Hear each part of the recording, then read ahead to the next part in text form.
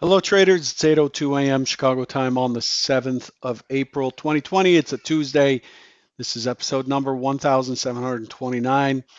Derivatives trading involves substantial risk of loss and is not suitable for all investors. Past performance is not necessarily indicative of future results. The market's jumping higher following yesterday's rally. Really strong up on several fronts. The DAX is leading the pack. Again, it led the pack yesterday. The DAX is over 10,000 now, trading at 383 points up, 3.79%.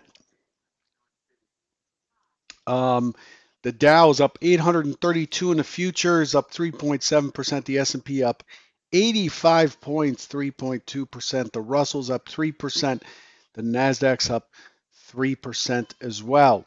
The laggard today are the bonds. The bonds are off two handles and four ticks, as the market here is responding to a couple of things. One is the signs from New York, New Jersey, Louisiana, here in the U.S. that the number of deaths is going down on Monday. Continued improvement in the overall statistics. The beginning of a potential plateau in those areas. The United States has lost over 11,000 people to the coronavirus. Unfortunately, yet still people out there say that it's not serious, but it's 11,000 people in the span of about 3 weeks. And then in addition to that, the other piece that's tying in here potentially is House Speaker Pelosi says that the next stimulus package should be around $1 trillion or more.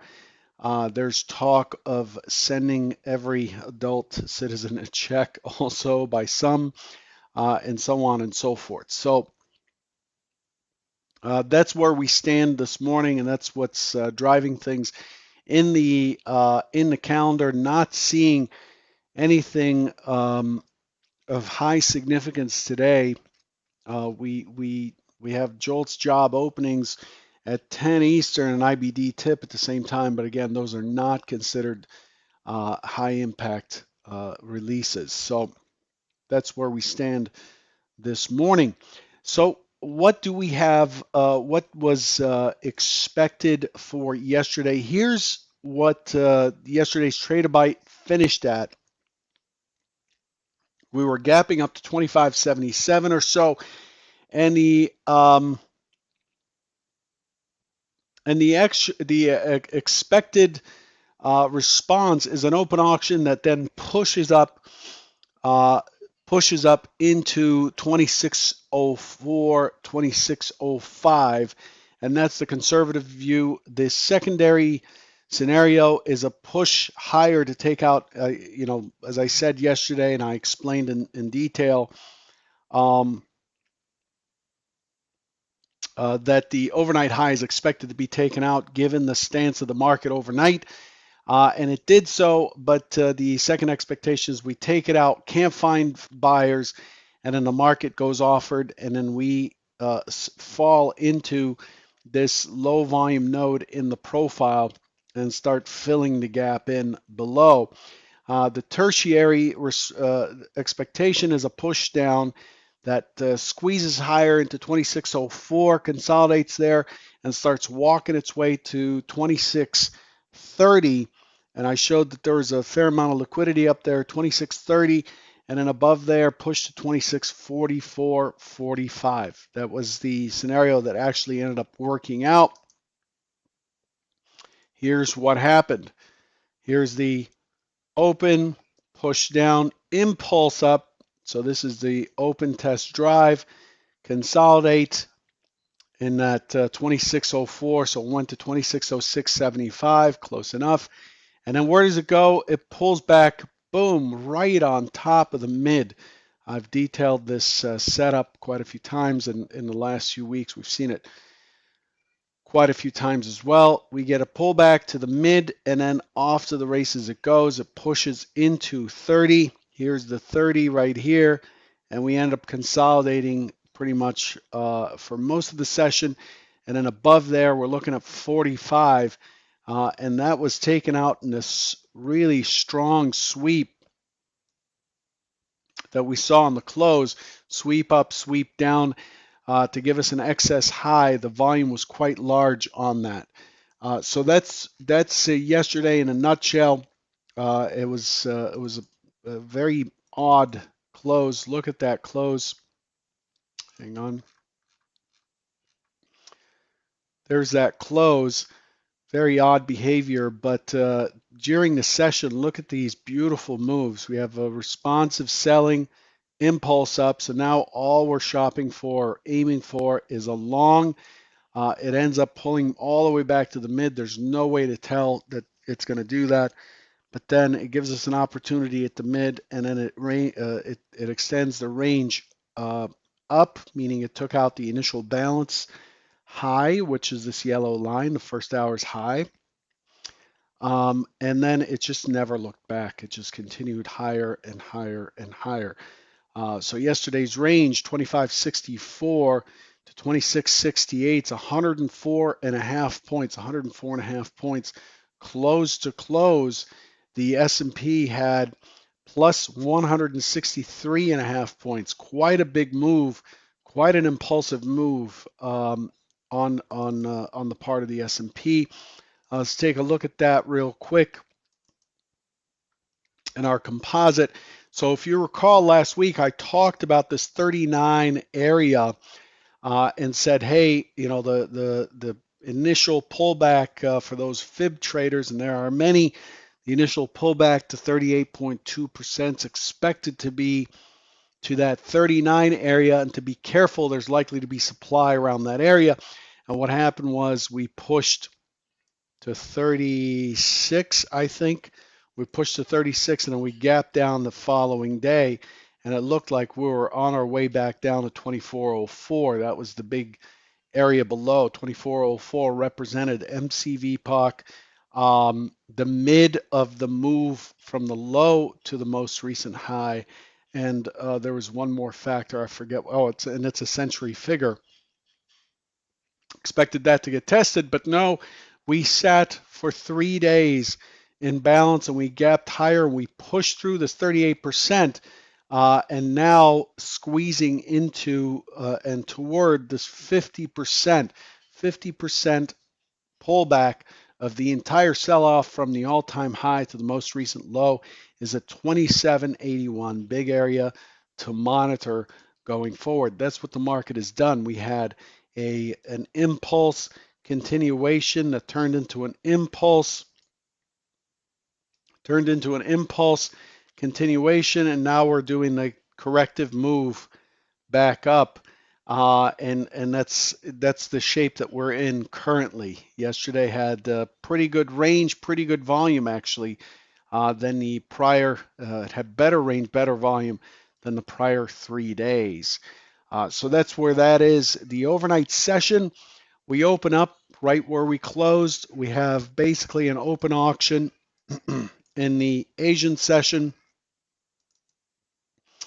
And then at 1 o'clock Central, Europe comes in and we start to drive higher, and we continue to do so. The profile overnight shows multiple distributions, but the key distribution is near the high. The point of control is near highs. So a fairly strong market currently. Going to keep an eye out for the 2668 from yesterday. The way the market closed with this excess high right here, I expected it back all the way to the low volume node down at 2614, the overnight low, 2623. It never even checked that first low volume node, just showing us strength coming into today. The order flow, here's what the order flow looks like. Really bullish throughout the night. It's been lifting and taking out major liquidity areas. You could see this liquidity area kicked in, right after the close and was steady at 2700, was steady throughout the session. It got collided with early and then had a very narrow pullback, a very small pullback of about 15 points before it pushed right through right here. And then, of course, it pulls back to it from the top.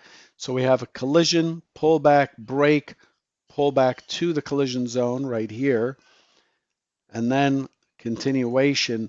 And that's where we are now. Looking at the order flow, there really isn't all that much that kind of we can feed off of. Let me just expand this a little bit.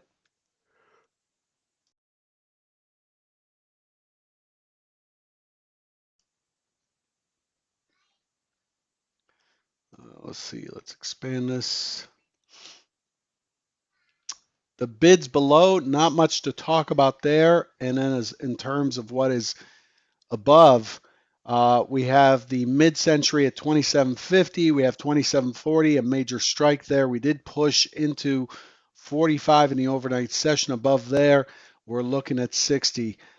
There's not much we can glean here on the pre-market from the order flow, but we could see the areas that have been well offered, and you got to pay attention to those. 27.15 has been holding steady below. 27.40, 50, and 60 are areas to watch. And this for me, because there's a stock zone here, this is an area that I intend to stalk very closely. This liquidity area is right underneath this stock zone, so and it's already been tested. We'll see how that gets treated this morning to see if we can lean on this liquidity that has pulled back and maybe it shows up again. It looks like it got more aggressive and it pushed higher. So we'll see how that plays out at 27.20, but not likely to see support there. So let's move into what's expected for today.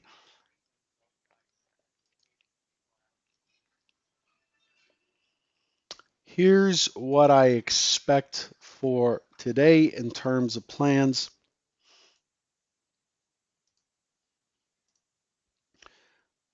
Take note where we are now. High volume node on the composite. We're trading at 2730. The high volume node is at 2734. And we are right on top of it, expecting a pretty choppy open. There's also Um, there's quite a bit going on up here. I'm expecting an open auction that pushes higher, but then I'm looking for the market to actually get responsive today, consolidate in the middle, and then come back down into the 2796 area to test that during the day session. Um, that gives us about 50 points of range, which is plenty for today. That's what I'm expecting. I'm looking for the market to find itself exhausted off the buying as it's run quite a bit over the last couple of days and then to come back. The alternative is an open auction that drops early, gets into this 2720 area where we saw liquidity, consolidates, and then starts to grind through this area and to push up into the close. In either case, the market's out of balance. It's in a gap zone, and that's what we're starting with today. Pretty good delta yesterday. Look at this delta, very strong finish in the in the book here. And so we're heading into, we headed into this high volume node. This is a key area from a volume perspective, and I'm expecting us to chop around and kind of fight this area quite a bit this morning. So just let it settle out for the first 10 to 15 minutes, may even take 20 minutes, and then see where it goes from there. Okay. So I'll leave you with that. I want to remind everybody that I launched a brokerage last Thursday called edgeclear.com. EdgeClear. This is an independent brokerage that provides access to many different platforms. And it's actually, the team is made up of highly experienced brokers, a team that I've worked with elsewhere, that many people have a relationship with, Max Timmons, Ian Blanky, and Kevin McGee. and we are we are up and running. We appreciate everybody that's already joined. We've been overwhelmed working very long hours, but we hope that soon you'll join us and support the business. The strategy for this business is to start investing in tech. I intend to take nothing out of the business until we build technology that's assisting traders in performing better and in holding them accountable. That with Convergent, the services provided by Convergent should give us an environment, should give the online trader the environment that we see that's very similar to what we see in prop shops everywhere without you having to pay to join a prop shop or to try out or whatever. But I do appreciate you at least taking a look at the site. There's quite a bit there, and the rates are very competitive. Anyway, shameless plug, but I'd like you to support this venture. Edgeclear.com. Take care.